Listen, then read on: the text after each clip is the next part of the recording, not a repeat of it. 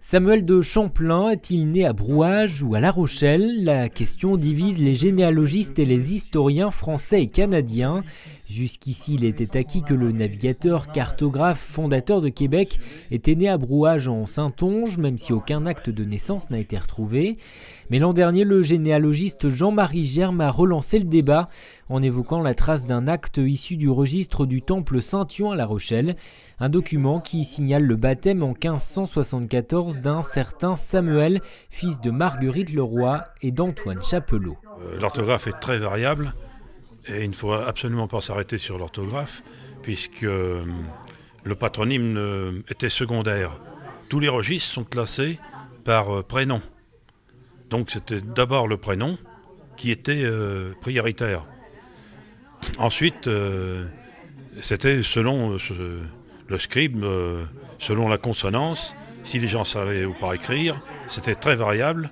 Et les parents, le père n'était pas forcément présent. Samuel de Champlain pourrait donc être né à La Rochelle, en tout cas baptisé à La Rochelle. Son oncle Guillaume Allen y était établi, tout comme ses parrains et marraines. L'absence de temple protestant à Brouage pourrait avoir incité ses parents à venir jusqu'à La Rochelle pour le baptiser quelque temps après sa naissance.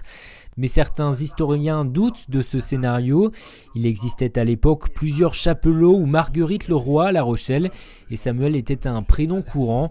En tout cas, la question intéresse jusqu'au Canada. Le lieu, on a toujours dit qu'il était de Brouage. Moi, je continue. Je suis persuadé qu'il est encore de Brouage, mais je pense que les discussions de cet après-midi ont fait ressortir que probablement que tout le monde est d'accord qu'il était de Brouage. Bon, qu'il ait été baptisé à La Rochelle, ça me paraît aussi peut-être pas une évidence, mais une probabilité raisonnable, d'autant plus que la famille de Samuel de Champlain avait des propriétés sur La Rochelle.